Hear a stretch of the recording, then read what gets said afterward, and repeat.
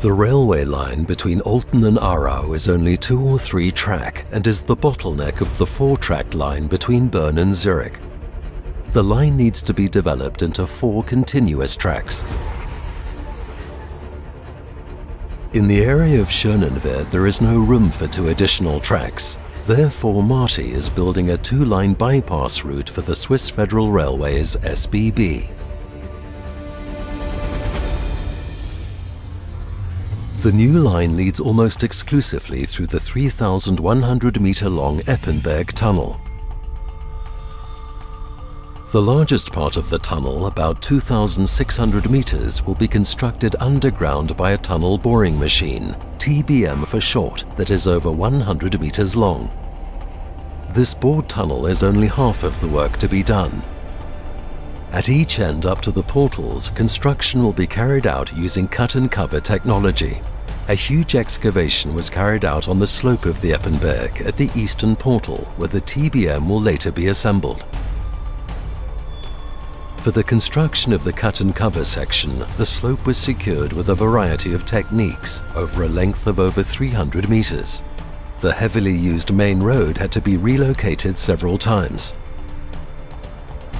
The Schönenwerd railway station is located above ground on the existing line and must continue to be serviced in both directions.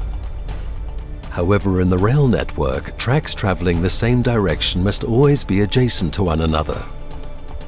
For a crossing-free entrance into the tunnel, a single-track tunnel is built under the tunnel tracks. The construction of underground tunnels in a confined space between heavily frequented traffic routes, combined with the slope of the Eppenberg, resulted in an impressive and extremely complex construction site.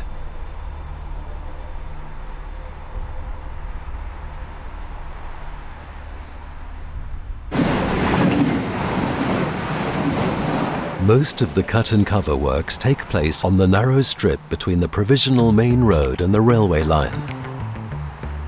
More than 9 kilometers of bored piles were drilled for temporary supporting walls and for final structures. In addition, 24,000 square meters of sheet piles and soldier pile walls were required, an area equivalent to about 1/3 of a football field. Working with heavy equipment in the immediate vicinity of fast-moving trains and cars requires maximum concentration. In the area of the single-track tunnel, the supporting walls are up to 26 meters high. The actual tunnel is being built inside the finished excavation pit. The tunnel must later resist the pressure of the steep slope and is therefore extremely massive. For the concrete work, mobile formwork carriages were used. During the construction of the cut-and-cover tunnel, the mined tunnel driving started from the front area of the excavation. Initially, the tunnel passes through loose material which is not suitable for the TBM. The first part of the tunnel is therefore constructed using the canopy tube process. The tunnel is broken out under the protection of the pre-bored canopy in 10-meter stages. After about 60 meters, enough cover was achieved within solid rock. This means that the start-up tunnel is ready and the area in front of the tunnel is free for the assembly of the TBM.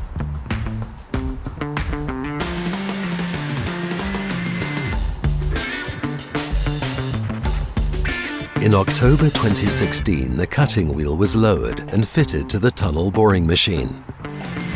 In January 2017, the machine started its journey through the mountain. During advancement, the disc cutters roll over the rock under high pressure on the almost 13-meter-high cutting wheel, thereby continuously breaking chips from the rock. Through the openings in the cutting wheel, the loose material falls into the wheel. The cutting wheel arms pick it up and transport it by rotation of the wheel to the conveyor belt opening in the center of the machine.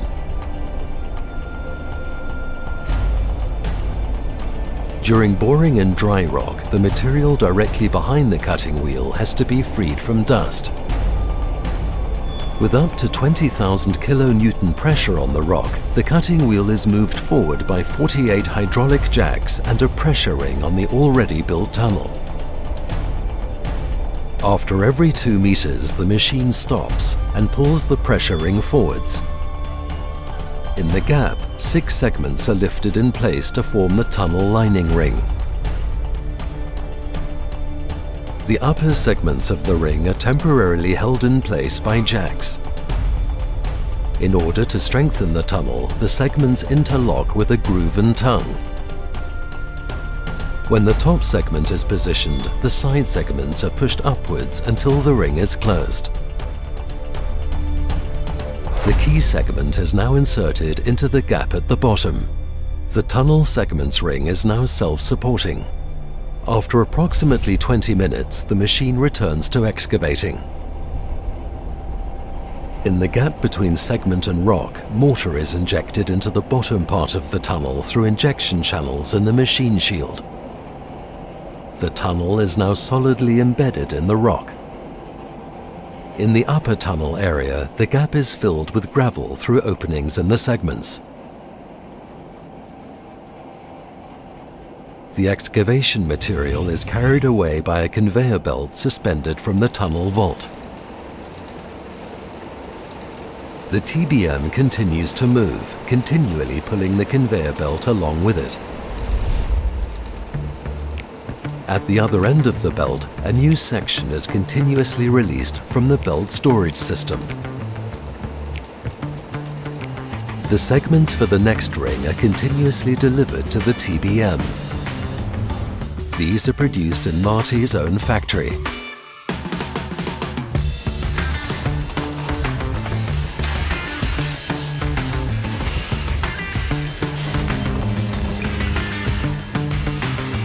The filled formwork passes through a 55 degrees centigrade steam channel. For the 6 segments of a ring, there are also 6 formwork elements in rotation.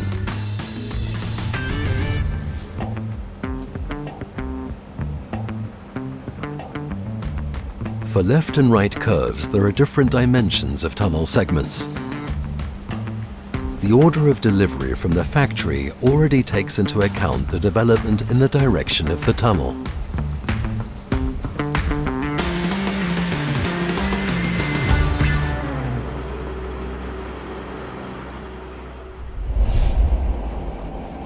When traveling through the Eppenberg, the machine crosses different geological layers.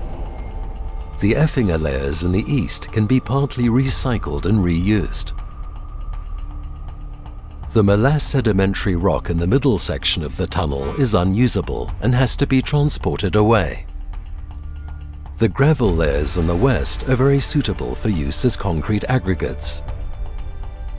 For this reason, Marti has developed and built a new gravel plant for the Eppenberg. The system is modular and can be moved to a new site in just a few weeks.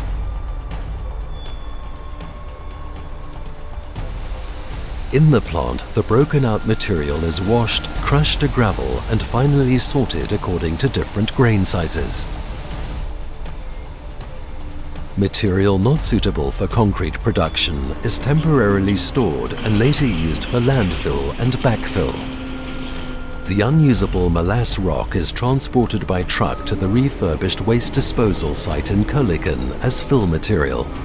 Marti was able to achieve a massive reduction in the number of truck journeys required for the project as a result of extensive processing and reuse on site. From the gravel silo, the gravel reaches the concrete plant by means of a conveyor belt across the railway line. The division of the construction site by the railway line and the main road make construction logistics extremely difficult.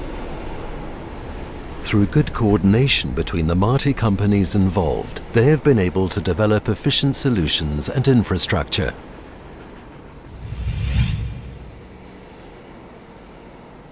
The tunnel will have 2 emergency exit shafts and a rescue tunnel.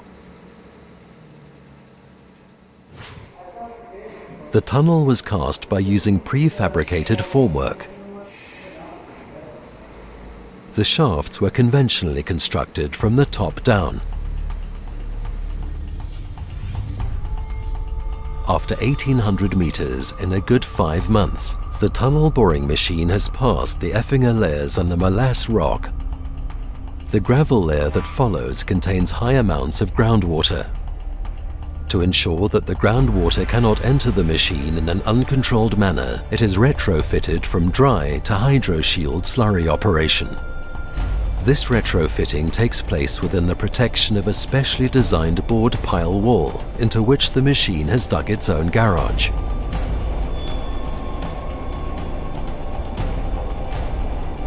During the slurry operation, the front part of the machine is sealed and pressurized. This support pressure counteracts groundwater and ground pressure. The front of the machine is filled with a supporting liquid, a bentonite suspension that is divided over two chambers. Compressed air in the upper part of the rear chamber acts as a spring and controls the support pressure. The material excavated by the cutting wheel is pumped out of the tunnel with the bentonite. There, the bentonite is freed from the excavated material in a separation plant. It is then returned to the TBM. During retrofitting, the conveyor belt was removed and the material opening was closed. The cutting wheel arms, which are now no longer required for material transport and would hardly be able to move in the bentonite anyway, were also removed. 1 week of intense activity in the cutting wheel. About 8 metric tons of steel from the cutting wheel arms were cut into transportable pieces and removed from the site. An elaborate pipe and valve system was installed for distribution of the bentonite in the cutting wheel and the excavation chamber. The feed and discharge of the bentonite is driven by high-performance pumps, pumping more than 650 liters of bentonite per second, mixed with soil, sand and stones up to 25 centimeters in diameter. This bentonite can become relatively thick, so Marti has installed additional pumps every 500 meters into the bentonite line. A separation plant was built on the site. Here, the excavated materials are separated from the bentonite in a complex process and fed on to the gravel plant. The suspended solids in the bentonite are separated out by filter presses and disposed of. Since the bentonite loses its solidifying effect with each cycle, it is continuously enriched with fresh bentonite. It is then pumped back into the tunnel boring machine. On the machine, the pressure ring is finally removed from the jacks. The hydraulic jacks must be individually movable for tunnel boring in groundwater. The pressure ring, weighing several tons, is removed from the tunnel in pieces by the segment carriers. After 8 weeks of retrofitting, the bentonite circuit and the tunnel boring machine were ready for operation.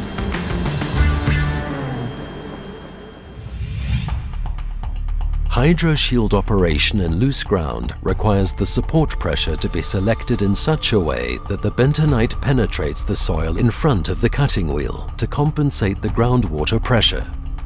The bentonite solidifies due to its clay properties, preventing loose gravel flowing uncontrollably into the cutting wheel chambers, causing ground subsidence above the machine. As the TBM moves forward, the solidified material is removed in a controlled manner. In the excavation chamber, fine-grained material dissolves in the bentonite. Solid components like stones sink to the bottom. Here they are broken down to about 25 centimeters in size and then pumped away together with the bentonite. During the driving operations, the support pressure must be continuously adjusted so that enough bentonite is injected, but not so much that it spreads to too much of the surrounding area. For this purpose, the volume of bentonite pumped out is constantly compared to the volume added during the same period of time, consisting of added bentonite and the tunnel volume driven by the machine during this period. The anticipated support pressure is calculated in advance for each meter, but there are always deviations, and for the TBM drivers, identification and correct adjustment of the support pressure are crucial.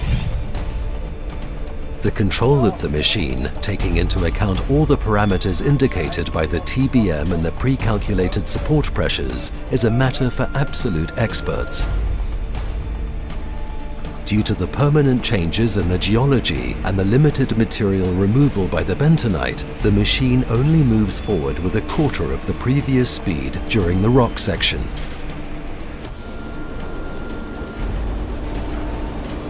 During the driving operations, the segments are prepared for the next ring.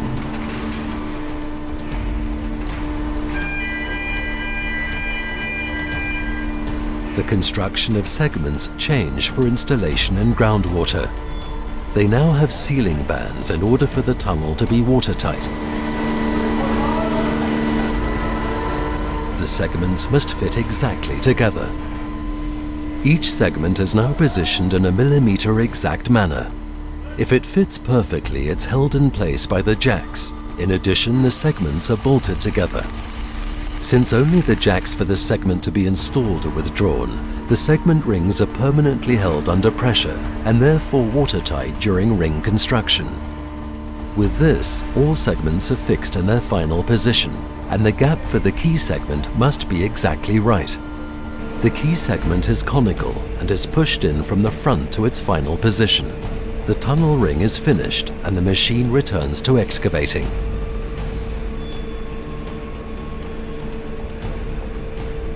The tunnel is now no longer embedded in solid rock, but rather in relatively loose material, so it is completely grouted with mortar. The bentonite is in the gap between the ring segments and the rock, and the mortar has to be injected into the gap against the groundwater pressure. Its composition must be exactly matched to the rock and the respective injection pressure.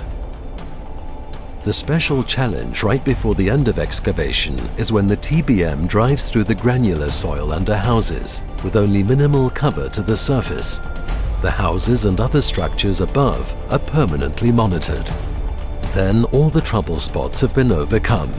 At the end of 2017, the TBM breaks through into the target pit at Gretzenbach after over 3 kilometers of driving through the mountain. The cutting wheel and drill head of the TBM are disassembled and removed at this point. The last 125 meters of the tunnel up to the Gretzenbach portal were built using the cut and cover method. The roof of this tunnel is concreted first, and then the tunnel is excavated underneath. To construct the tunnel walls and secure the slope directly below the Gretzenbach church, extensive special civil engineering work was carried out.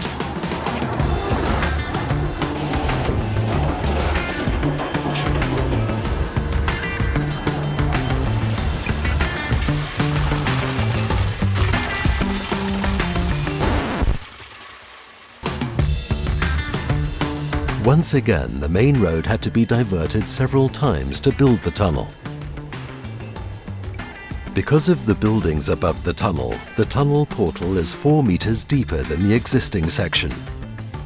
As a result, there will be a 250-meter-long ramp in front of the portal to align the levels of the tracks.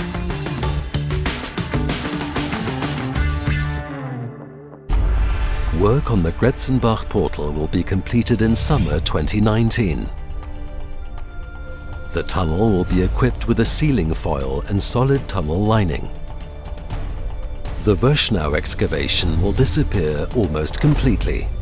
Then the shell of the tunnel and its access routes will be completed.